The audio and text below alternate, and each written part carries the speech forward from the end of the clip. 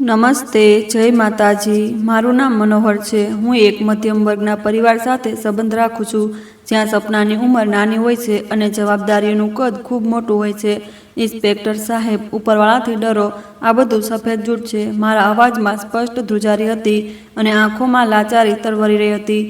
જ્યારે મેં હાથકડી પહેરેલા હાથ છોડી દીધા, ત્યારે ઇન્સ્પેક્ટરે નફરતભરી નજરે ટેબલ પર પડેલો દંડો ઉઠાવ્યો અને મારી તરફ ઘુમાવતા ગર્જના કરી, આ નાટક બંધ કર। સાચે સાચું કહે, કેટલા સમયથી આ ઝેર વેચી રહ્યો છે લોકોને?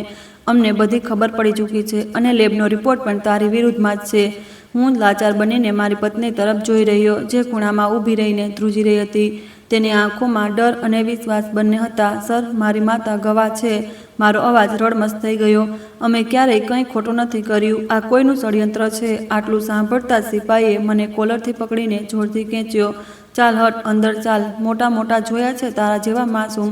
આજે તારી જામીન કરાવવા વાળો કોઈ પણ નહીં આવે।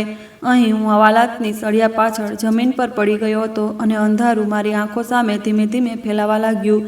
ત્યારે જ અચાનક પોલીસ સ્ટેશનની બહાર એક મોટી સરકારી ગાડીના ટાયરનો જોરદાર અવાજ સંભળાયો। મને ખબર નહોતી કે આ ગાડી મારી બરબાદીનો તમાશો જોવા માટે આવી છે, પછી મારું નસીબ બદલવા। પરંતુ એટલું ચોક્કસ હતું કે તે રાત પછી મનોહર પહેલાં જેવો ક્યારેય રહેવાનો નહોતો। મારા પિતા શરૂઆતથી દૂધ વેચવાનો ધંધો કરતા હતા। આ અમારો ખાનદાની કામ હતું અને અમારા ઘરની દાળ રોટી પણ આ સફેદ દૂધની કમાણીથી ચાલતી હતી। પિતાએ શહેરના આબાદ વિસ્તારના એક નાના બજારમાં દુકાન બનાવી હતી। તેમનો નિત્યક્રમ હતો કે તેઓ વહેલી સવારે ઉઠતા, પોતાની જૂની સાયકલના કાઢતા અને શહેરની નજીકના ગામ તરફ નીકળી જતા। ત્યાંથી તાજું અને શુદ્ધ દૂધ એકઠા કરતા, તેમાં ડ્રમમાં ભરતા અને પછી લાવીને શહેરની દુકાનો પર વેચતા। હું બાળપણથી જ તેમને આ મહેનત કરતા જોઈ રહ્યો હતો। તેમના ચહેરા પર ક્યારેય થાક નહોતો જોયો, બલકે તેઓ હંમેશા હસીને કહેતા કે મનોહર બેટા, આ મહેનતનું કામ છે અને તેમાં ઘણી કમાણી થાય છે। મેં હમણાં જ 12મા ધોરણની પરીક્ષા પાસ કરી હતી। અચાનક અમારા ઘરમાં મુસીબત તૂટી પડી। પિતાને હૃદયનો હુમલો આવ્યો અને તેઓ અમને રડતા વિલપતા છોડીને આ દુનિયામાંથી ચાલ્યા ગયા। ઘરમાં તો હાહાકાર મચી ગયો હતો। હું એકમાત્ર ભાઈ હતો અને મારાથી નાની 4 બહેનો હતી।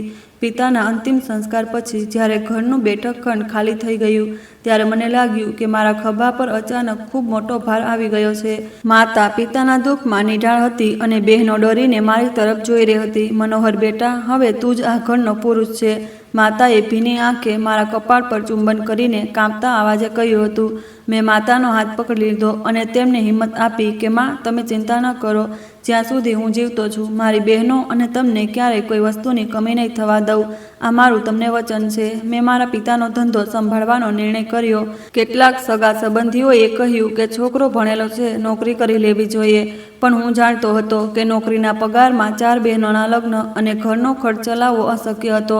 બીજી સવારે મેં પિતાનો જૂનો નિત્યક્રમ અપનાવી લીધો। હું વહેલી સવારે ઉઠતો, પિતાની મોટરસાયકલ પાછળ દૂધના મોટા મોટા વાસણો બાંધી લેતો અને ગામના કાચા રસ્તાઓ પર નીકળી જતો। ઠંડીની ધ્રુજતી સવાર હોય કે પછી ઉનાળાની તપતી બપોર, મેં ક્યારેય રજા નહોતી લીધી। ગામના ઘરો ઘરેથી દૂધ એકઠું કરતો, તાજા અને શુદ્ધ દૂધનો ડ્રમ ભરીને લાવતો અને મારી દુકાન પર આવીને બેસતો। બજારના લોકો મને પિતાનો પડછાયો કહેતા હતા। અરે મનોહર, તું તો બિલકુલ તારા બાપ પર ગયો છે। એ જ ઈમાનદારી અને એ જ મહેનત। બાજુની દુકાન પર બેસતા સતીશ કાકા અવારનવાર મને જોઈને કહેતા અને ખુશ થઈને આશીર્વાદ આપતા। મને આ કામ કરવામાં જરાય શરમ નહોતી આવતી। આ અમારું ખાનદાની કામ હતું। પિતાના પણ પિતા એટલે કે મારા દાદાજી પણ આ જ કામ કરતા હતા। મારા માટે તો આ ગૌરવની વાત હતી કે હું કોઈની આગળ હાથ ફેલાવવાને બદલે મહેનત મજૂરી કરી રહ્યો હતો। ધંધામાં સારી કમાણી થતી, કારણ કે મારી નિયત સાફ હતી। દૂધમાં પાણી ભેળવવું તો દૂરની વાત, પાણીનો છાંટો પણ નહોતો મારતો। સમય ઝડપથી પસાર થતો ગયો। ઉપરવાળાએ મારા કામને વધુ વધાર્યું। મેં એક પછી એક મારી 2 બહેનોના લગ્ન પણ કરી દીધા। તેઓ પોતપોતાના ઘરોમાં ખુશ હતી। હવે ઘરમાં હું, માતા અને 2 નાની બહેનો જ રહી ગયા હતા। મારા 3જા નંબરની બહેનની વાતચીત પણ પાકી થઈ ગઈ હતી અને અમે લગ્નની તૈયારીઓ માટે પૈસા ભેગા કરી રહ્યા હતા। એક રાત્રે જમ્યા પછી માતા મારી પાસે આવી અને પ્રેમથી મારા માથા પર હાથ ફેરવ્યો। મનોહર બેટા, તે તો તારી જવાબદારી ખૂબ સારી રીતે નિભાવી છે, શાબાશ। અને તારાથી નાની બહેનોને ઇજ્જતથી તે તેમના ઘરે વળાવી દીધી। હવે મારું મન તો તું પણ તારું ઘર વસાવી લે। હું ઈચ્છું છું કે મારા જીવતે જીવ તારા માથે સેહરો સજી જાય। હું હસ્યો અને રોટલીનો કોળિયો તોડતા માતા તરફ જોયું। માં, હમણાં ક્યાં? હજી તો ઘણું કામ બાકી છે. પહેલાં બાકીની 2 બહેનોની ફરજ પણ પૂરી કરવાની છે. તેમના હાથ પીળા કરવાના છે. પછી હું મારા લગ્ન વિશે વિચારીશ અને મારું ઘર બનાવીશ. તમે મને આશીર્વાદ આપો, મારી હિંમત બની રહે. માતાની આંખોમાં ભેજ તરવરવા લાગ્યો હતો. જીવતો રહે બેટા, ઉપરવાળો તને ખૂબ સફળતા આપે, હંમેશા ખુશ રહે. તારા જેવા દીકરા નસીબવાળાઓને જ મળે છે. અમારો ધંધો સારો ચાલી રહ્યો હતો અને મને કોઈ વસ્તુની કોઈ તકલીફ પણ નહોતી. દુકાન પર ગ્રાહકોની ભીડ લાગી રહેતી અને બધા મારા તાજા દૂધના ખૂબ વખાણ કરતા હતા. પણ કહેવાય છે ને કે સમય એક સરખો નથી રહેતો. અચાનકથી અમારી શાંતિભરી જિંદગીમાં તોફાને દસ્તક દીધી હતી. મારી 3જા નંબરની બહેન, જેની સગાઈ અમે શહેરના જ એક સારા ઘરાનામાં કરી હતી, તેના સાસરિયાવાળાઓની નિયત અચાનક ખરાબ થવા લાગી. પહેલાં તો તેઓ નાની મોટી જ માગણીઓ કરતા હતા, જે અમે ચૂપચાપ પૂરી કરી દેતા હતા. પરંતુ તેમની માંગ હવે વધતી જતી હતી. એક સાંજે હું દુકાન બંધ કરીને થાકેલો ઘરે પહોંચ્યો તો ઘરનું વાતાવરણ કંઈક વિચિત્ર હતું. બેઠક ખંડમાં મારી 3જી બહેન જમીન પર બેસીને ખૂબ રડી રહી હતી અને માતાના ચહેરા પર ગુસ્સો અને પરેશાનીના ચિહ્નો દેખાઈ રહ્યા હતા. શું થયું? બધું બરાબર તો છે ને? કેમ રડી રહ્યો છે? મેં ગભરાઈને મોટરસાયકલનું સ્ટેન્ડ લગાવ્યું અને ઝડપથી બહેન તરફ ગયો. બહેને આંખો ઉઠાવી તો તેની આંખો સોજી ગયેલી હતી. તે મુશ્કેલીથી બોલી કે ભાઈ, તે લોકો કહી રહ્યા છે કે લગ્નમાં તેમને મોટરસાયકલ પણ જોઈએ છે અને દહેજમાં ફર્નિચર પણ બધું નવું હોવું જોઈએ. મેં આશ્ચર્યથી માતા તરફ જોયું. પણ માં, અમારી વાત તો નક્કી થઈ ગઈ હતી કે અમે સાદું લગ્ન કરીશું અને તે લોકો કઈ માગણી નહીં કરે. માતાએ કપાળ પર હાથ માર્યો અને ગુસ્સાથી બોલી કે લાલચી લોકો છે બધા. આજે તે લોકોએ કહેવડાવ્યું છે કે જો મનોહર મોટરસાયકલ ન આપી શકે તો અમે આ સંબંધ પણ ખતમ કરી દઈશું અને જો લગ્ન પછી મોટરસાયકલ ન મળી તો તે છોકરીને ઘરમાં દાખલ નહીં થવા દે. મારું લોહી ઉકળી ઉઠ્યું. ભલા આ શું બદતમીજી છે? માં, આ તો સરાસર બ્લેકમેલિંગ છે. હું હમણાં જાઉં છું અને તેમની સાથે વાત કરું છું કે વચન આપીને આમ ના કહેવું ક્યાંની શરાફત છે. મેં જેવા માટે બોલ્યો તો મારી બહેન દોડીને મારા પગ પકડી લીધા. નહીં ભાઈ, ઉપરવાળા ખાતર તમે ત્યાં ન જશો. જો તમે તેમની સાથે લડાઈ કરી તો તે સંબંધ પણ તોડી દેશે અને આ રીતે મારો વધુ તમાશો બની જશે. ભાઈ, તમે નથી જાણતા, લોકો જાત જાતની વાતો કરશે કે જરૂર મારા ચરિત્રમાં કોઈ કમી હશે એટલે સંબંધ તૂટ્યો હશે. ભાઈ, કોઈ પણ સચ્ચાઈ જોવા નથી માગતું. બસ આમ તેમથી સાંભળેલી વાતોને ફેલાવીને તેને જ સાચી બનાવી દે છે. તેની વાતોએ મને હલાવી દીધો અને જો મારી સગાઈ પણ તૂટી ગઈ તો હું ક્યાંય મોં દેખાડવાને લાયક પણ નહીં રહું. હું ત્યાં જ પથ્થરનો થઈ ગયો હતો. એક તરફ મારી બહેનની ઇજ્જત અને તેના આંસુ હતા તો બીજી તરફ મારી મજબૂરી. હું પહેલાંથી જ બહેનોના લગ્ન માટે બેંકમાંથી અને કેટલાક મિત્રો પાસેથી પણ કરજ લઈ ચૂક્યો હતો. હજી સુધી તે જૂનું કરજ પણ નહોતું ચૂકવ્યું કે આ નવી મુસીબત મારા ગળામાં આવી પડી. માતાએ બહેનને ખભાથી પકડીને ઉઠાવી અને બોલી કે બેટા, આ તારો એકમાત્ર ભાઈ છે, તેની જાન લઈશું. જો તારા સાસરિયાવાળાઓની આજે આટલી માંગણી પૂરી કરી દીધી તો કાલે તે કાર માંગશે અને પરમ દિવસે તે કંઈક બીજું માંગશે. આ ભૂખ્યા લોકો છે, તેમનું પેટ તો ક્યારેય નહીં ભરાય. આવા ઘરમાં સંબંધ કરવા કરતાં સારું છે કે છોકરી કુંવારી જ બેઠી રહે. પણ માં, તમે નથી સમજતા. હવે બહુ મોડું થઈ ગયું છે. જો આ સંબંધ તૂટી ગયો તો હું પોતાને ખતમ કરી દઈશ. બહેને રડતા રડતા કહ્યું હતું. તેના શબ્દો મારા દિલ પર હથોડાની જેમ વાગી રહ્યા હતા. મેં ઊંડો શ્વાસ લીધો અને બહેનના માથા પર હાથ રાખીને બોલ્યો કે ના, રડ નહીં ગાંડી. હું છું ને, તારો ભાઈ હજી જીવતો છે. તને તારી ખુશીઓ મળશે. તે લોકો મોટરસાયકલ માગે છે ને, હું આપીશ તેમને મોટરસાયકલ. તારું ઘર વસી જાય, તેનાથી વધીને મને બીજું કાંઈ નથી જોઈતું. મનોહર, તું પાગલ થઈ ગયો છે. ક્યાંથી લાવીશ આટલા પૈસા? માતાએ પરેશાનીથી મારો હાથ પકડી લીધો અને હલાવી દીધો. મેં હસીને મારી ભીની આંખો છુપાવવાની કોશિશ કરી. અરે માં, ઉપરવાળો છે ને, ક્યાંકથી તો ઇંતજામ થઈ જશે. તમે બસ તમારી દીકરીના લગ્નની તૈયારી કરો. હું કાલે જઈને નવી મોટરસાયકલ બુક કરાવું છું. તે રાત્રે હું છત પર સૂતેલો આકાશ તરફ જોઈ રહ્યો હતો. ઊંઘ મારી આંખોથી ખૂબ દૂર હતી. મારી પાસે આ પરેશાનીનો કોઈ ઉકેલ નહોતો સિવાય તેના કે હું વધુ કરજ ઉઠાવી લઉં. બીજા દિવસે મેં બજારના એક મોટા કોઠીવાળા પાસેથી ભારે વ્યાજે કરજ લીધું.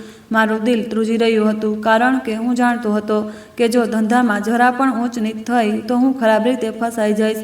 પણ બહેનનો રડતો ચહેરો મને કોઈ બીજો રસ્તો જોવા જ નહોતો દેતો.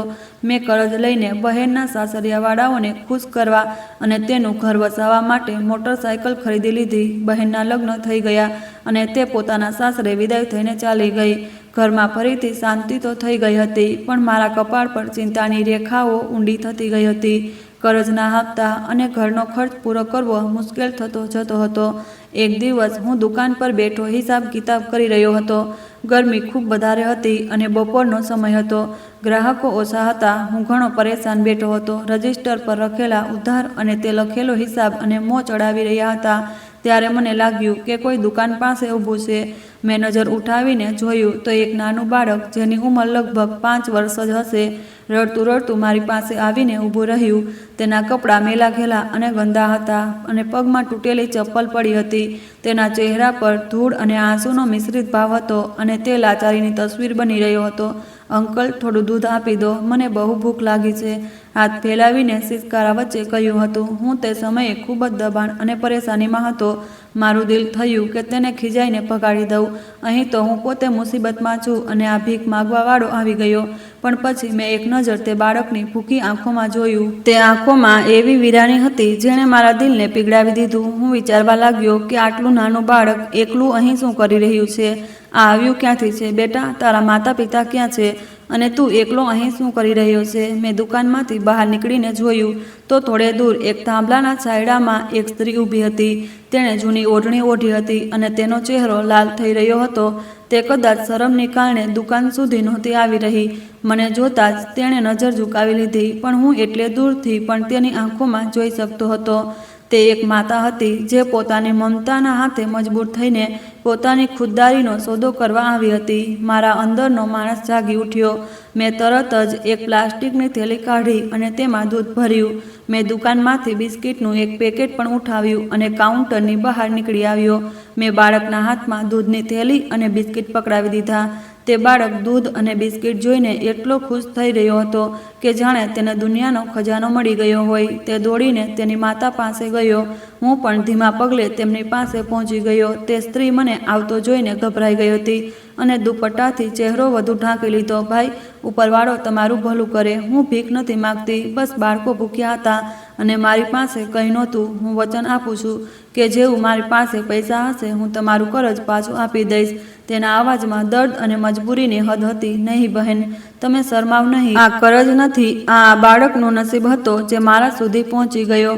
બસ અમે તમને જ્યારે પણ જરૂર હોય તો તમે દુકાન પરથી દૂધ લઈ જજો. બાળકો ભૂખ્યા ન રહેવા જોઈએ. તે સ્ત્રી મારા માટે પ્રાર્થના કરતી ત્યાંથી ચાલી ગઈ. ન જાણે કેમ આ 1 કિલો દૂધ તે બાળકને આપીને મને જે ખુશી મહેસૂસ થઈ રહી હતી તે લાખો રૂપિયા કમાઈને પણ કદાચ ન મળતી. મારા દિલનો બોજ જાણે હળવો થઈ ગયો હતો. હું પાછો દુકાન પર આવીને બેઠો તો મારા ચહેરા પર સ્મિત હતું, જેને જોઈને બાજુની દુકાનનો છોકરો પણ આશ્ચર્ય પામી રહ્યો હતો. કોણ હતી તે મનોહરભાઈ? દુકાનદારે મને પૂછ્યું હતું.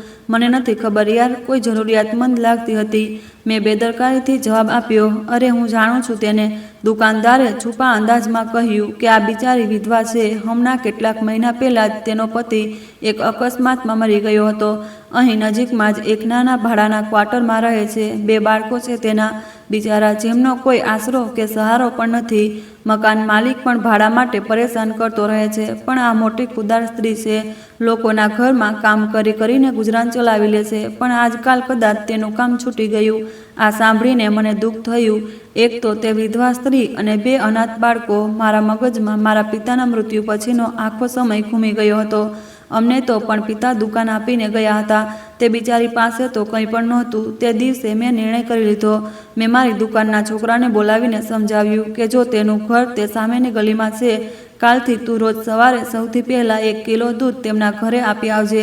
સમજ્યો? અને ખબરદાર, જો તેમની પાસેથી પૈસા પણ માગ્યા તો જો તેમને કંઈ પણ પૂછ્યું તો તેમને કહી દેજે કે મનોહરભાઈએ મોકલ્યું છે તમારા બાળકો માટે. પણ ભાઈ, મફતમાં? છોટુએ આશ્ચર્યથી પૂછ્યું હતું. હા, મફતમાં. સમજી લે કે આ અમારી દુકાન તરફથી દાન કરવાનો હિસ્સો છે. આ ભલાઈ છે અને તેનું ફળ ઉપરવાળો આપશે. બની શકે કે તે અનાથ બાળકોની પ્રાર્થનાથી જ અમારી મુશ્કેલીઓ પણ હલ થઈ જાય. તે દિવસથી આ મારો નિત્યક્રમ બની ગયો હતો. દરરોજ હું તેમના ઘરે 1 કિલો દૂધ મોકલાવી દેતો અને ક્યારેક સાથે બ્રેડ પણ રખાવી દેતો હતો. મને આ કરીને જે શાંતિ મળતી હતી તે હું જણાવી શકતો નથી. પણ મુશ્કેલી એ હતી કે ઘરમાં પણ હિસાબ આપવો પડતો હતો. મારી માતા ખૂબ હિસાબ કિતાબવાળી સ્ત્રી હતી.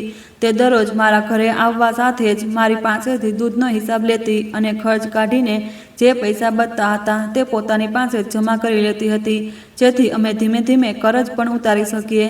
કેટલાક દિવસો પસાર થઈ ગયા હતા તો માતાએ જાણી લીધું કે કંઈક તો ગડબડ જરૂર છે. અરે મોહન, આજકાલ પૈસા આટલા ઓછા કેમ લાવી રહ્યો છે?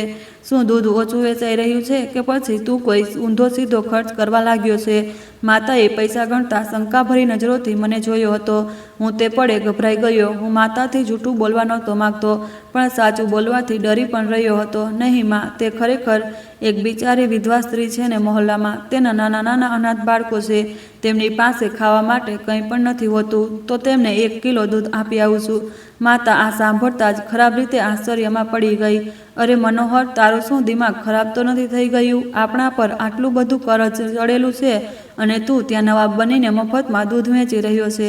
માં, તે ખૂબ જ મજબૂર છે. મેં સફાઈ આપવાની કોશિશ કરી. આપણે કોઈ ખજાનાના માલિક છીએ શું કે જે તે આમ વેચીશું?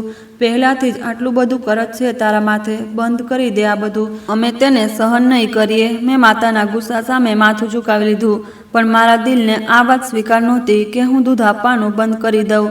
મેં હસીને માતાના ઘૂંટણને સ્પર્શ કર્યો કે કંઈ નથી થતું માં. જ્યાં આપણા આટલા બધા નુકસાન પૂરા થાય છે, આ પણ પૂરું થઈ જ જશે. અને ઉપરવાળો ખૂબ મોટો છે કે હું ઘરને બરબાદ કરી રહ્યો છું, પણ હું એ વિચારતો હતો કે બાળકો પેટ ભરીને દૂધ પી રહ્યા હશે તો મારા દિલને અજીબ શાંતિ મળતી હતી. માતાની નારાજગી સહન કરી લેતો હતો. એ જ રીતે દૂધ તેમના ઘરે મોકલાવી દેતો, પરંતુ મને શું ખબર હતી કે આ મારું નાનું કામ, આ નાની ભલાઈ મારા માટે આવનારા કાલમાં કઈ રીતે મારી સામે આવશે. પણ હાલ તો હું કરજ અને જવાબદારીના બોજ નીચે દબાયેલો હતો. એક મામૂલી દૂધવાળો હતો જે પોતાની ભલાઈ કરવાની કોશિશ કરી રહ્યો હતો. એક દિવસ હું હિસાબ કિતાબ કરી રહ્યો હતો. ગરમીની તેજીમાં કંઈક કમી આવી ગઈ હતી અને મોસમ બદલાઈ રહ્યું હતું. છોટું તે સ્ત્રીના ઘરે દૂધની થેલી લઈને ગયો. 10 મિનિટ પછી તે પાછો આવી ગયો. તેના હાથમાં દૂધની થેલી જેમની તેમ જ મોજૂદ હતી. આ શું થયું છોટું? તું આજે દૂધ કેમ પાછું લઈને આવી ગયો? મેં આશ્ચર્યથી તેની તરફ જોયું હતું અને પૂછ્યું તો તેણે કહ્યું કે ભાઈ, તેમના ઘરે તાળું લાગેલું છે. મેં કુંડી ખખડાવી, અવાજ પણ દીધો, પણ કોઈ બહાર નહોતું નીકળ્યું. તેનાથી મને પણ નવાઈ લાગી. ક્યાંક ઇમરજન્સી હશે અથવા પછી સગા સંબંધીઓના ઘરે ગયા હશે. તું એમ કર, આ દૂધ ફ્રીજમાં મૂકી દે. સાંજે ફરીથી ચક્કર લગાવજે. મેં પોતાને દિલાસો આપ્યો હતો અને ફરીથી કામમાં વ્યસ્ત થઈ ગયો હતો. સાંજે મેં છોટુને ફરીથી મોકલ્યો, પણ ફરીથી એ જ વાત સાંભળીને નિરાશ થઈ ગયો. ઘર પર હું પાછો ફર્યો. ઘર પણ હવે મોટું તાળું લાગેલું હતું. મારું દિલ ખબર નહીં ક્યાં ક્યાં વિચારોમાં ખોવાઈ ગયું. તે વિધવા સ્ત્રી હતી. તેમનો કોઈ સહારો નહોતો. તે અચાનક ક્યાં જઈ શકે છે? બીજી સવારે હું પોતે દુકાન ખોલતા પહેલાં તે મહોલ્લા તરફ નીકળી ગયો. તેમના નાના ખરાબ હાલના ક્વાર્ટરના દરવાજા પર ખરેખર એક જૂનું તાળું લાગેલું હતું. મેં જોયું તો પાડોશમાં એક વૃદ્ધ સ્ત્રી બહાર નીકળતી દેખાઈ. મેં આગળ વધીને તેમને પૂછ્યું. વૃદ્ધ સ્ત્રીએ ચશ્માને સરખા કરતા ધ્યાનથી મારી તરફ જોયું. બેટા, તે તો કાલે રાત્રે જ મકાન ખાલી કરીને ચાલી ગઈ છે. ક્યાં ગયા છે? કંઈ કહીને નથી ગયા. મારા અવાજમાં તે વાત જાણવાની બેચેની વધી ગઈ હતી. મને ચિંતા હતી કે તેમની પાસે તો ભાડાના પૈસા પણ મુશ્કેલીથી જમા થતા હતા. તે ક્યાં ગયા હશે? નહીં બેટા, કોઈને કંઈ પણ નથી જણાવ્યું. બસ કહી રહી હતી કે ઉપરવાળાએ તેમના માટે કોઈ વસીલો બનાવી દીધો હતો. કદાચ કોઈ બીજા શહેરમાં ગયા છે. તે પોતાના રસ્તે ચાલી પડ્યા અને હું ત્યાં જ ઊભો રહી ગયો. તે દરવાજાને જોતો રહ્યો. 2 વર્ષ સુધી હું તેમને સતત દૂધ આપતો રહ્યો હતો અને મારા દિલમાં આ બાળકો માટે એક અજીબ આત્મીયતા પેદા થઈ ગઈ હતી. તેમનું આમ અચાનક કહ્યા વગર અહીંથી ચાલ્યા જવું મને ખૂબ ઉદાસ કરી ગયું. મને એવું લાગ્યું કે જાણે મારી કોઈ જવાબદારી અધૂરી રહી ગઈ હોય. શું હું મદદ નહોતો કરી શકતો? શું તે કોઈ મજબૂરીમાં છે? સવાલો ઘણા હતા, પણ જવાબ આપવાવાળો કોઈ નહીં. મહિનાઓ વર્ષોમાં બદલાતા ગયા અને તેમનો ઉલ્લેખ ધીમે ધીમે મારા મગજમાંથી ભાગવા લાગ્યો. મારું બધું ધ્યાન હવે ધંધાને વધારવા અને કરજ ઉતારવા પર જ હતું. તેમાં વધારો થયો હતો કે છોટું પણ આશ્ચર્યમાં પામી ગયો અને દૂધ લાવવું મારી આદત બની ગઈ હતી. ભેળસેળવાળા દૂધનો દોર હતો. દરેક જણ પાણી ભેળવીને વેચી રહ્યો હતો. તેથી ભેળસેળ વગરનું તાજું દૂધ લોકો માટે ભેટ બની ગયું. ગ્રાહકોનો વિશ્વાસ હવે એટલો પાકો થઈ ગયો હતો કે લોકો દૂર દૂરથી મારી દુકાન પર આવતા. 3 વર્ષના સમયમાં મેં માત્ર તે બધું કરજ ઉતારી દીધું જે બહેનના લગ્ન પર લીધું હતું, પણ બેંકમાં કંઈક રકમ પણ જમા કરી લીધી હતી. બહેનો પોતાના ઘરમાં ખુશ હતી અને તેમના સાસરિયાવાળા પણ હવે ઇજ્જત કરતા હતા. કારણ કે તેમના લાલચી મોં બંધ કરવાનો બંદોબસ્ત હું પોતે કરી ચૂક્યો હતો. એક રાત્રે જમ્યા પછી માતાએ ફરીથી એ જ જૂની વાત કરી, મનોહર, હવે તો બહેનો પણ પોતાના ઘરની થઈ ગઈ, ધંધો પણ સેટ થઈ ગયો. હવે મારું સાંભળીશ, મારા સફેદ વાળનો જ કંઈક ઈલાજ કરી લે. પાણીનો ગ્લાસ મારી તરફ વધારતા કહ્યું. મેં હસીને ગ્લાસ પકડી લીધો અને માતાના પગ દબાવવા લાગ્યો. હું ના કહી શકું. શું તમારી કોઈ વાતનો? તમે જ્યાં પણ કહેશો હું લગ્ન કરી લઈશ. બસ વહુ એવી હોવી જોઈએ જે તમારું ધ્યાન રાખી શકે અને મારા ઘરને સંભાળી શકે. માતાનો ચહેરો ખુલી ઉઠ્યો હતો. મેં છોકરી પહેલાંથી જ પસંદ કરી રાખી છે. તેનું નામ રુચિકા છે. ખૂબ જ સલીકામંદ અને સારી છોકરી છે. ગરીબ ઘરાનું છે. મને માતાની પસંદગી પર પૂરો વિશ્વાસ હતો. થોડા દિવસોમાં સાદગીથી, ન વધારે શોરબકોર, ન વધારે મહેમાનોની અવરજવર, બસ એક સામાન્ય અને સાદું લગ્ન થયું અને રુચિકા અમારા ઘરે આવી ગઈ. તે ખરેખર ખૂબ જ સારા વ્યવહારની છોકરી સાબિત થઈ હતી. તેણે આવતા જ અમારા ઘરને બિલકુલ સ્વર્ગ બનાવી દીધું હતું. તે માતાનું ધ્યાન રાખવામાં કોઈ કસર નહોતી છોડતી અને મારા દરેક સુખ દુઃખનું ધ્યાન રાખતી હતી. જિંદગી ખૂબસૂરત થઈ ગઈ. ધંધો ફેલાતો જઈ રહ્યો હતો. દુકાન નાની પડવા લાગી તો મેં બાજુની દુકાન પણ ખરીદીને મારી દુકાનમાં સામેલ કરી લીધી. હવે હું શહેરના મોટા દૂધ વેચનારાઓમાં સામેલ થવા લાગ્યો હતો. મારું કામ ખૂબ સારું ચાલવા લાગ્યું હતું. હું ઉપરવાળાનો આભાર માનતો કે તેણે મને આ સફળતા સુધી પહોંચાડ્યો. પરંતુ કહેવાય છે ને કે જ્યારે માણસ પ્રગતિ કરે તો તેના દુશ્મનો પણ પેદા થઈ જાય છે. અમારા બજારના ખૂણા પર એક પ્રોપર્ટી ડીલર અને હોટેલનો માલિક પણ હતો. માલિક સુભાષ તે આ વિસ્તારનો બદમાશ પ્રકારનો માણસ હતો અને તેની નજર શરૂઆતથી જ મારી દુકાન પર હતી. મારી દુકાન જે જગ્યા પર હતી ખૂબ જ મોટી, કોમર્શિયલ હિસાબે તે ખૂબ જ મહત્વપૂર્ણ હતી અને માલિક સુભાષ ત્યાં એક મોટો પ્લાઝા બનાવવા માંગતો હતો. એક દિવસ હું દુકાન પર હાજર હતો કે માલિક સુભાષ પોતાના 2 ચમચાઓ સાથે દુકાનમાં દાખલ થયો. તેના મોંમાં પાન હતું અને ચાલમાં ઘમંડ. ઓર સુનાવો મનોહર, ધંધો કેવો ચાલી રહ્યો છે? તેણે ખુરશી પર બેસતા હસીને પૂછ્યું હતું. સુભાષ સાહેબ, મેં તેમનો જવાબ આપ્યો, પણ હું તેના ઈરાદાઓથી ડરતો હતો.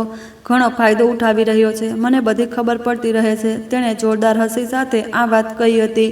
તે ખરેખર વાત એ છે કે મનોહર, હું તારી સાથે એક સોદો કરવા આવ્યો છું. તું આ દુકાન મને વેચી દે. હું તને તેની માર્કેટ વેલ્યુ કરતાં પણ બમણી કિંમત આપીશ. એટલા પૈસા મળશે કે તું શહેરના કોઈ પણ ખૂણામાં જઈને આરામથી બંગલો બનાવી લઈશ. મારું દિલ ધબકી ઉઠ્યું. આ દુકાન મારા પિતાની નિશાની હતી. તેમણે લોહી પસીનો એક એક કરીને તેને બનાવી હતી. નહીં સુભાષ સાહેબ, તમે તો જાણો છો કે આ દુકાન મારા માટે માત્ર ધંધો નથી, પણ મારા સ્વર્ગસ્થ પિતાની છેલ્લી નિશાની પણ છે. હું તો તેને વેચવાનું વિચારી પણ નથી શકતો. હું તમારી માફી માગું છું, પણ આ દુકાન વેચાવ નથી. મેં નરમાશથી પણ મજબૂત અવાજમાં જવાબ આપ્યો હતો. સુભાષ માલિકના ચહેરાનો રંગ બદલાઈ ગયો. તેણે મારી આંખોમાં આંખો નાખીને કહ્યું કે જજ્બાતથી ધંધો નથી થતો. વિચારી લે, આવો મોકો વારંવાર નહીં મળે અને જો હું એકવાર કોઈ વસ્તુ પસંદ કરી લઉં છું તો પછી તેને મેળવીને જ રહું છું, ભલે સીધી આંગળીથી ઘી કાઢવું પડે કે પછી આડી આંગળી કરીને. આ વાત સાંભળીને તો મારા કપાળ પર પરસેવો આવી ગયો હતો. હું કોઈની સાથે દુશ્મની કરવા નહોતો માંગતો સુભાષ સાહેબ, પણ હું મારા પિતાની નિશાની વેચી નથી શકતો. તમે તો મોટા માણસ છો, બીજે ક્યાંક જગ્યા જોઈ લો. માલિક સુભાષ ગુસ્સાથી ઊભો થઈ ગયો. ઠીક છે મનોહર, તે તારી મરજી કરી લીધી ને, હવે મારી વારી છે. યાદ રાખજે કે આ ઇનકાર તને એક દિવસ ખૂબ મોંઘો પડશે. તું આ મહોલ્લામાં શું, આ શહેરમાં પણ દૂધ વેચવાને લાયક નહીં રહે. તે પગ પછાડતો દુકાનમાંથી નીકળી ગયો હતો. હું ઘણીવાર સુધી આશ્ચર્યમાં જ બેઠો રહ્યો. છોટું અને દુકાનના બાકીના છોકરાઓ પણ ડરી ગયા હતા. મને અંદાજ નહોતો કે માલિક સુભાષ કઈ હદ સુધી જઈ શકે છે, પણ મને ઉપરવાળા પર ખૂબ ભરોસો હતો કે જ્યાં સુધી હું હકના રસ્તે છું, મારું કોઈ પણ કંઈ બગાડી શકે નહીં. સમય પસાર થતો રહ્યો. સુભાષ સાહેબે ઘણીવાર પોતાના માણસો મોકલ્યા, ક્યારેક લાલચ પણ આપી તો ક્યારેક ડરાવ્યો, પણ હું મારી વાત પર જ અડગ રહ્યો. તે દરમિયાન ઉપરવાળાએ મને એક દીકરીની ખુશી પણ આપી હતી. ઘરમાં ખુશીઓ તે વખતે બમણી વધી ગઈ. હવે ઘરમાં જગ્યાની તંગીને કારણે અમે નિર્ણય કર્યો કે હવે જૂનું ઘર પાડીને નવું મોટું ઘર બનાવવામાં આવે. બધી જમા પૂંજી અમારી પાસે હતી, તેથી મેં શહેરના એક નાના વિસ્તારમાં પ્લોટ લઈને ઘર બનાવવાનું શરૂ કરાવી દીધું. ઘરનું કામ શરૂ થયું તો ખર્ચ પણ વધવા લાગ્યો. જે પૈસા જમા હતા તે ઝડપથી ઘર બનાવવામાં લાગી રહ્યા હતા. મેં વિચાર્યું કે ધંધો તો સારો જ ચાલી રહ્યો છે, સાથે સાથે ઘરનું કામ થતું રહેશે. પણ મને ખબર નહોતી કે મારી વિરુદ્ધ એક ખૂબ મોટું ષડયંત્ર તૈયાર થઈ રહ્યું છે. એક સવારે હું દુકાન પર પહોંચ્યો તો જોયું કે ફૂડ ઓથોરિટીના ગાડી બજારમાં ચક્કર લગાવી રહી છે. આમ તો સામાન્ય વાત હતી એટલે મેં વધારે ધ્યાન ન દીધું. બપોરના સમયે તેઓ આવ્યા. અચાનક એક અજાણ્યો માણસ દુકાન પર આવ્યો. તેણે હેલ્મેટ પહેરી રાખ્યું હતું અને માસ્ક લગાવેલો હતો. ભાઈ, મને લગ્ન માટે 50 કિલો દૂધ જોઈએ, પણ ભેળસેળ વગરનું, શુદ્ધ હોવું જોઈએ, તે માણસે કહ્યું. તો મેં હસીને કહ્યું કે ભાઈ, કેવી વાતો કરી રહ્યા છો તમે? અમારું દૂધ ચેક કરાવી લો. જો પાણીનું એક ટીપું પણ મળ્યું તો દંડ ભરીશ. તે માણસ વિચિત્ર નજરોથી મને જોઈ રહ્યો હતો. ઠીક છે, હું લઈ જઈશ, તમે તૈયાર રહેજો. આ કહીને તે ચાલ્યો ગયો. પણ તેના ગયા પછી મને દુકાનના ખૂણામાં એક નાની પોલિથીન મળી. મેં ઉઠાવીને જોયું તો તેમાં સફેદ પાવડર હતો. મને કંઈ સમજાયું નહીં કે આ શું છે અને અહીં કેવી રીતે આવ્યું. મેં તેને કચરાપેટીમાં ફેંકી દીધો અને આ વાત પણ આવી થઈ ગઈ.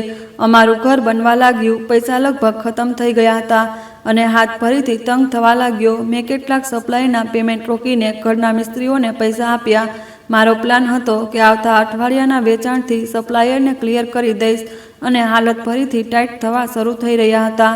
બિલકુલ તેમ જ કે જેમ વર્ષો પહેલાં હતા. ટેન્શનને કારણે હવે આવીને મારો વ્યવહાર પણ કંઈક ચીડિયો થઈ ગયો હતો. રુચિકા મને અવારનવાર સમજાવતી હતી કે તમે પરેશાન ન થાઓ, પણ પુરુષની મજબૂરી સ્ત્રી શું સમજી શકે. પછી તે મનહૂસ સવાર આવી ગઈ. હું હમણાં જ સૂઈને ઉઠ્યો હતો કે બહાર દરવાજા પર જોરદાર દસ્તક થઈ. એટલો અવાજ હતો કે આખો મહોલ્લો જાગી જાય. હું ગભરાઈને બહાર ભાગ્યો. દરવાજો ખોલ્યો તો સામે પોલીસ અને ફૂડ ઓથોરિટીની ગાડીઓ ઊભી હતી. કોણ છે? ઇન્સ્પેક્ટરે સખત અવાજમાં પૂછ્યું હતું. કે જી, હું છું. બધું બરાબર તો છે? મારું દિલ જોર જોરથી ધબકી રહ્યું હતું. પકડી લો આને અને ઘરની તલાશી લઈ લો. ખબર મળી છે કે અહીં ઘરમાં કેમિકલવાળું દૂધ તૈયાર કરવામાં આવે છે. સર, તમને કોઈ ગેરસમજ થઈ છે. અમે તો ભેળસેળ વગરનું શુદ્ધ દૂધ વેચીએ છીએ. પણ મારું સાંભળવાવાળું કોઈ નહોતું. પોલીસવાળા ઘરમાં ઘૂસી ગયા અને તોડફોડ શરૂ કરી દીધી. માતા રુચિકા ડરીને એક ખૂણામાં ઊભી થઈ ગઈ હતી. મારી દીકરી રડી રહી હતી. થોડી જ વાર પછી એક સિપાહી અંદરથી દૂધના ખાલી ડમ અને તેજ સફેદ પાવડરની થેલી લઈને નીકળ્યો, જે મને દુકાન પર મળી હતી અને જેને મેં કચરામાં ફેંકી દીધો હતો. પણ આ અહીં ઘરમાં કેવી રીતે પહોંચી? મારું મગજ ચક્કર ખાઈ ગયું. સાબિતી, આ જુઓ, આ પાવડર આ દૂધમાં ભેળવીને તેને ઘટ કરે છે. સિપાહીએ તેને બધાની સામે લહેરાવી દીધો. હું આઘાતમાં પથ્થર બની ગયો હતો. આ પાવડર મારા ઘરમાં કોણે રાખ્યો, ક્યારે રાખ્યો? અને ત્યારે જ મારા મગજમાં માલિક સુભાષની ધમકી ઘૂમી ગઈ કે આ ઇનકાર તને એક દિવસ ખૂબ જ મોંઘો પડશે. તો શું આ તેની કરતૂત હતી? આ શું બકવાસ છે સાહેબ? આ પાવડર તો મારો નથી. હું નથી જાણતો કે આ અહીં કેવી રીતે આવ્યો અને મેં મારી જિંદગીમાં ક્યારેય ભેળસેળ જ નથી કરી. મને ફસાવવામાં આવી રહ્યો છે. મેં ઇન્સ્પેક્ટરના પગલાં તરફ હાથ લંબાવ્યો હતો, પણ એક સિપાહીએ મને જોરથી ધક્કો દઈને પાછળ કરી દીધો. ઇન્સ્પેક્ટરે નફરતથી તે થેલી મારા ચહેરા સામે લહેરાવી. અરે શરાફતની મૂર્તિ, આ સફેદ પાવડર શું આકાશમાંથી ટપક્યો છે? તારા ઘરમાં હાથો પકડાઈ ગયો છે અને હજી જૂઠું બોલી રહ્યો છે. તારા જેવા લોકો જ આ સોસાયટીના નામ પર કલંક છે, જે કેટલાક રૂપિયા ખાતર માસૂમ બાળકોની જાન સાથે રમે છે. માતા પણ રડતા રડતા આગળ વધી ગઈ હતી અને ઇન્સ્પેક્ટરની સામે હાથ જોડી લીધા. સાહેબજી, મારા દીકરા પર જુલમ ન કરો. આ તો કીડીને પણ તકલીફ નથી આપતો. આ ભલા ઝેર કેવી રીતે વેચી શકે છે? ઉપરવાળા ખાતર તેને છોડી દો. જરૂર કોઈ ગેરસમજ થઈ છે અથવા આ કોઈ દુશ્મનની ચાલ છે. માતાના અવાજમાં મમતા અને એવું દર્દ હતું કે પથ્થર પણ પીગળી જાય.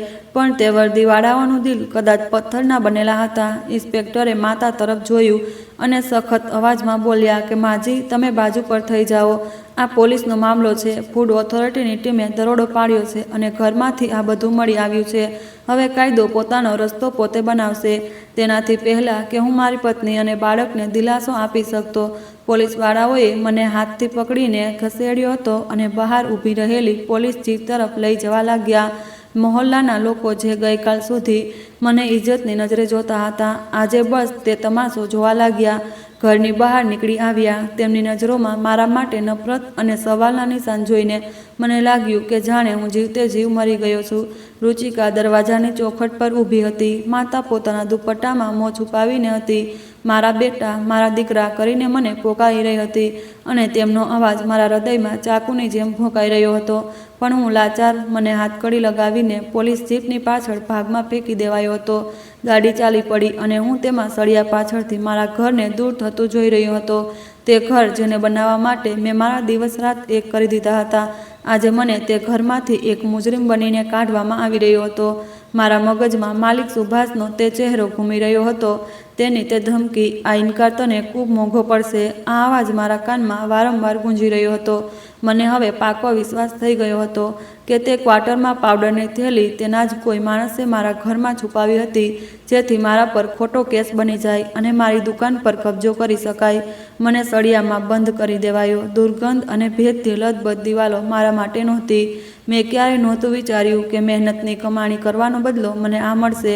થોડી વાર પછી મને કાર્યવાહી માટે ઇન્સ્પેક્ટરના રૂમમાં રજૂ કરવામાં આવ્યો તો ઇન્સ્પેક્ટર પોતાની ખુરશી પર હતો, ગરમ ચાની ચુસ્કીઓ લઈ રહ્યો હતો। કહેવા લાગ્યો, હા તો આ ક્યારથી કરી રહ્યો છે અને કેટલા લોકો તારી સાથે સામેલ છે? ઇન્સ્પેક્ટરે મહેણાથી ભરેલા હાસ્ય સાથે પૂછ્યું હતું। મેં ઇન્સ્પેક્ટર સામે માથું ઝુકાવતા લાચારીથી કહ્યું કે સર, મારો વિશ્વાસ કરો, આ બધું જૂઠ છે। હું એક ઈમાનદાર દૂધવાળો માણસ છું। આ બધો ગેમ માલિક સુભાષના માણસે કર્યો છે। તે મારી દુકાન ખરીદવા માંગતો હતો અને મેં તેને ના પાડી દીધી, એટલે તેણે આમ કરીને મારાથી પોતાનો બદલો લીધો। તમે તેમની કાર્યવાહી કરો તો બધું સામે આવી જશે। ઇન્સ્પેક્ટરે જોરદાર હાસ્ય કર્યું, જાણે મેં કોઈ જોક સંભળાવ્યો હોય। વાહ ભાઈ, બહુ ફિલ્મી કહાની સંભળાવી રહ્યો છે તું। માલિક સુભાષ શહેરનો આટલો મોટો માણસ છે, તે તારા જેવા દૂધવાળાના મોં કેમ લાગશે? ભલે તેની દુશ્મની તારી સાથે હશે, જૂઠું ન બોલ, નહીંતર સારું નહીં થાય। વળી અમારી પાસે તારી વિરુદ્ધ પાકા પુરાવા છે અને ફૂડ ઓથોરિટીનો રિપોર્ટ પણ આવી જશે, ત્યારે આ વાત પર મોહર લાગી જશે કે તું જ ગુનેગાર છે। ખબર નહીં ક્યારથી તું લોકોને આ ઝેર પીવડાવી રહ્યો છે અને કેટલા લોકો તેની કારણે બીમાર પડી રહ્યા છે। મને વિશ્વાસ નહોતો આવી રહ્યો કે આ બધું મારી સાથે કેવી રીતે થયું। આ કેવી અંધેર નગરીનો હિસાબ બની ગયો, જ્યાં એક શરીફને ગુનેગાર સમજવામાં આવી રહ્યો હતો। હું ગામથી તો શહેર આવીને વસ્યો હતો, જેથી સારી કમાણી કરી શકું। અમારો તો કોઈ આ શહેરમાં મોટો જાણવાવાળો પણ નહોતો જે મારી ભલામણ કરી શકત। અમે તો ગરીબ લોકો છીએ અને ગરીબની કોઈ પણ નથી સાંભળતું। મારા ઘરમાં હાહાકાર મચ્યો હતો। રુચિકા અને બાળકો ડરેલા સહેમેલા હતા કે જો હું જેલમાં રહ્યો તો અમારું બધું ખતમ થઈ જશે, ઇજ્જત પણ માટીમાં મળી જશે। મેં નિર્ણય કર્યો કે તે પછી જામીનનો ઇંતજામ પોતે કરશે। માતાએ ત્યાં હાજર કેટલાક બજારના દુકાનદારો પાસે ગઈ, જે મારા મિત્રો કહેવાતા હતા અને જે અવારનવાર દુકાન પર આવીને મારી સાથે ચા પીતા અને દોસ્તીના દાવા કરતા હતા। સૌથી પહેલાં માતા બાજુના દુકાનદાર સતીશ કાકા પાસે ગઈ। પોલીસ મારા દીકરાને પકડીને લઈ ગઈ છે। તેની જામીન માટે કોઈની જરૂર છે અને કેટલાક પૈસાની। તમે તેને બાળપણથી જાણો છો ને, તમે તો તેની ગવાહી આપી શકો છો કે તે બેકસૂર છે। તો તેમણે પોતાની નજરો ચોરી લીધી। બહેનજી, મને તો પોતે નથી વિશ્વાસ આવી રહ્યો કે મનોહર આવું પણ કંઈ કરી શકે છે, પણ મામલો પોલીસ અને ફૂડ ઓથોરિટીનો છે। માફ કરજો, મારા પોતાના નાના નાના બાળકો છે અને રહી વાત પૈસાની, તો આજકાલ હલકો ચાલી રહ્યો છે। મારી પાસે તો દુકાનનું ભાડું આપવા માટે પણ પૈસા નથી। તેમનો આ રૂખો જવાબ માતા માટે કોઈ આઘાતથી ઓછો નહોતો। તે નિરાશ થઈને બીજા દુકાનદાર પાસે ગઈ, જેણે ગયા મહિને જ મારી પાસેથી ઉધાર લીધું હતું। બેટા, તું તો બધું જાણે છે ને, મનોહર કેવો છે? આ વખતે તેને તારી મદદની ખૂબ જરૂર છે। તેણે પણ પોતાના હાથ ઊભા કરી લીધા। આજકાલ જમાનો ખરેખર ખૂબ ખરાબ છે। કોના દિલમાં શું છે આ વાત કોઈ નથી જાણતું। નહીં, હું આ મામલામાં નથી પડી શકતો। દરવાજેથી તેમને નિરાશા જ મળી હતી। તે લોકો જે મારા વ્યવહારના બધાને ઉદાહરણ આપતા હતા, આજે તે મને ગુનેગાર સમજી રહ્યા હતા। બધાનું એક એવું હતું કે તેઓ મને નથી જાણતા। તે દિવસે આ વાત સાબિત થઈ ગઈ હતી કે આ દુનિયા મતલબની છે। જ્યાં સુધી તમારી પાસે બધું છે તો દુનિયા તમારી સાથે છે, પણ જ્યારે ખરાબ સમય આવે છે તો પડછાઈઓ પણ તમારો સાથ છોડી દેશે। કોઈ પણ એવું નહોતું જે મારી જામીન કરાવી લેત, કારણ કે દરેક જણ મતલબી સંબંધ રાખવાવાળો હતો। દુનિયાની બેરુખી જોઈને માતા સીધા પોલીસ સ્ટેશન આવી। તે પોલીસ સ્ટેશનના ગેટ પર પહોંચી તો તેમણે રોકી લેવાયા। માતા ત્યાં જ ગેટ પર બેસીને રડવા લાગી। તેમની હાલત જોઈને કદાચ કોઈને દયા આવી ગઈ હતી। તેમણે અંદર આવવાની ઇજાજત મળી ગઈ અને જ્યારે મેં હવાલાતના સળિયાની પાછળથી મારી માતાને આવતા જોયા તો મારું ગળું રડમસ થઈ ગયું। તેમની ઓઢણી માટીથી ભીંજાયેલી હતી. એક દીકરા માટે તેનાથી મોટી તકલીફ અને દુઃખ શું હોઈ શકે કે તેની વૃદ્ધ માતા આ કારણથી પોલીસ સ્ટેશનના ચક્કર કાપી રહી છે. માતા સીધા ઇન્સ્પેક્ટરના રૂમમાં ગઈ. હું તે જ વખતે કાન લગાવીને તેમનો અવાજ સાંભળવાની કોશિશ કરવા લાગ્યો હતો. ઇન્સ્પેક્ટર સાહેબ, મારા દીકરાને છોડી દો. હું ઉપરવાળાનો વાસ્તો આપું છું. અમે ગરીબ લોકો છીએ. અમારી બદદુઆ ન લેશો. હું મારા દીકરાની જામીનની ગવાહી પોતે આપીશ. માતાએ જવાબ આપ્યો તો તેણે કહ્યું કે આ કોઈ મામૂલી ચોરીનો કેસ નથી. તમારા દીકરા પર દૂધના સ્વાસ્થ્યમાં ખરાબ કરનારા કેમિકલ ભેળવવાનો આરોપ છે. ફૂડ ઓથોરિટીવાળાઓએ તેને પકડ્યો છે અને સ્થળ પરથી માલ પણ મળી આવ્યો છે. વળી આવા કેસમાં જામીન મુશ્કેલીથી થાય છે. મારો દીકરો તો જેલમાં મરી જશે. તે ખૂબ જ શરીફ છે. તેણે આજ સુધી કોઈનો 1 રૂપિયો પણ નથી માર્યો. જો તમે હવે વધુ શોર મચાવ્યો તો તમને પણ લેડીઝ પોલીસને હવાલે કરી દઈશ. દખલ કરવા પર માતાની હિચકીઓ બંધ થઈ ગઈ હતી. તે લાચારીની તસવીર બનીને ઇન્સ્પેક્ટરના રૂમમાંથી બહાર નીકળી આવી. હવાલાત પાસેથી પસાર થઈ તો તેમણે મારી તરફ જોયું. તેમની આંખોમાં ભેજ હતો. તેણે મને અંદરથી તોડી નાખ્યો. મનોહર બેટા, બધાએ મોં ફેરવી લીધું છે. કોઈ પણ મદદ કરવા તૈયાર નથી. હવે બસ ઉપરવાળો જ કોઈ ચમત્કાર કરી દે તો કરી દે. મારી ચિંતા ન કરજો. ઉપરવાળો કંઈક સારું કરશે. મેં મુશ્કેલીથી મારા આંસુ રોકી લીધા. માતા રડતા રડતા પોલીસ સ્ટેશનના ગેટમાંથી બહાર નીકળી ગઈ હતી. સાંજનો પડછાયો ઊંડો થઈ રહ્યો હતો અને હવાલાતમાં અંધારું વધી રહ્યું હતું.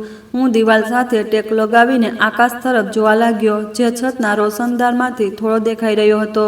કે હું બેકસૂર છું. મેં તો તે વિધવા બાળકનાને દૂધ પીવડાવ્યું હતું જેથી કંઈક ભલાઈ કરી શકું. શું મારી ભલાઈનો આ બદલો છે? મને આ જુલમીઓના રહેમો કરમ પર જ ન છોડશો. પોલીસ સ્ટેશનમાં ખામોશી છવાઈ ગઈ. રાત ઘેરી થઈ ગઈ હતી. મને તે દિવસે ઊંઘ નહોતી આવી રહી. ભૂખ અને તરસનો અહેસાસ પણ ખતમ થઈ ગયો હતો. બસ આ વાત ખાઈ રહી હતી કે કાલે શું થશે. શું મને જેલ મોકલી દેવામાં આવશે? શું મારી દુકાન અને ઘર વેચાઈ જશે? માલિક સુભાષની જીત અને મારી હાર કરતાં પણ વધુ તકલીફ આપી રહી હતી. બીજી સવારે સૂરજના કિરણો હવાલાતમાં દાખલ થયા તો મારી આંખોમાં બળતરા થવા લાગી. આખી રાત જાગવાને કારણે માથું ભારે થઈ રહ્યું હતું. થોડી વાર પછી એક સિપાહી આવ્યો અને તેણે સળિયાનું તાળું ખોલી દીધું. બોલ્યો, બહાર આવી જા. તારું નસીબ જાગી ગયું છે. હું આશ્ચર્યમાં પડી ગયો કે સવાર સવારમાં શું પરેશાની છે. શું મને અદાલત લઈ જવામાં આવી રહ્યો છે કે પછી હું જેલમાં છોકરા સાથે બહાર આવ્યો અને તેનો વ્યવહાર ગઈકાલના હિસાબે કંઈક બદલાયેલો લાગી રહ્યો હતો. તેના ચહેરા પર હવાઈઓ ઉડી રહી હતી. મનોહર સાહેબ, બેસો તમે. તેણે ખુરશી તરફ ઇશારો કર્યો. ગઈકાલ સુધી જે મને ઓય અને તમે કહીને બોલાવી રહ્યો હતો, આજે બધાની સામે આપ કહી રહ્યો હતો. શું થયું છે સાહેબજી? મને ક્યાં લઈ જઈ રહ્યા છો? મેં પૂછ્યું. તું? ઇન્સ્પેક્ટરે પાણીનો ગ્લાસ મારી સામે વધારીને બોલ્યા. કંઈ નહીં, બસ તમારી જામીનનો મામલો છે. ઉપરથી ઓર્ડર આવ્યો છે. તમે ચિંતા ન કરો. હવે બસ થોડીક આગળની કાર્યવાહી બાકી છે. તે કરી દો. મને તે વખતે સમજાતું નહોતું કે કયો ઓર્ડર છે અને કોણે જામીન કરાવી, અને કોઈ મિત્ર પણ સાથે દેવતા બનીને આવી ગયો. દિલમાં આશાની એક કિરણ જાગી ગઈ હતી. શું ખરેખર ઉપરવાળાએ મારી વાત સાંભળી લીધી છે? અને થોડી જ વાર પછી મને એક ઇન્સ્પેક્ટરે કહ્યું, હવે તમારી જામીન થઈ ગઈ છે. તમે જઈ શકો છો. હું આશ્ચર્યમાં હતો કે મારી જામીન કેવી રીતે થઈ ગઈ અને કોણે કરાવી. હાથ કડી ખોલ્યા પછી મને પોલીસ સ્ટેશનમાંથી બહાર કાઢવામાં આવ્યો. જેવો જ હું પોલીસ સ્ટેશનથી બહાર આવ્યો તો મેં જોયું કે સામે એક મોટી સરકારી ગાડી ઊભી હતી અને ગાડીની આસપાસ પોલીસવાળાઓની ભીડ હતી જે ખૂબ જ નજીક ઊભા હતા. મારું દિલ જોરથી ધબકવા લાગ્યું કે આ જરૂર કોઈ મોટો ઓફિસર છે. જેવો જ ગાડીનો પાછળનો દરવાજો ખુલ્યો તો હું જોતો જ રહી ગયો.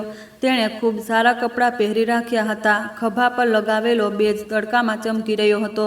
તે જરૂર કોઈ ઊંચી પોસ્ટવાળી સરકારી ઓફિસર હતી. કદાચ આસિસ્ટન્ટ કમિશનર. પોલીસ સ્ટેશનના SOએ અને તે જ ઓફિસર જે મને ગાળો આપી રહ્યો હતો હવે ભીગી બિલાડીની જેમ બનીને દોડીને આગળ વધ્યો અને એને જોડીને જોરદાર સેલ્યુટ માર્યો. તે એક મહિલા અધિકારી હતી. લગભગ 40ની આસપાસની ઉંમર. સાદી પણ સલેકેદાર સાડી. ખભા પર સ્ટાર લગાવેલો બેજ હતો. તેના ચહેરા પર ન રોબનો દેખાડો હતો કે ન નરમાશ. બસ એક અજીબ ઠેરાવાળી ગંભીરતા હતી. ઇન્સ્પેક્ટર તરત સીધો ઊભો થઈ ગયો. Good morning madam. અવાજમાં ગભરાટ સ્પષ્ટ દેખાઈ રહી હતી. તે મહિલા અધિકારીએ હળવી નજર ફેરવી પછી મારી તરફ જોયું.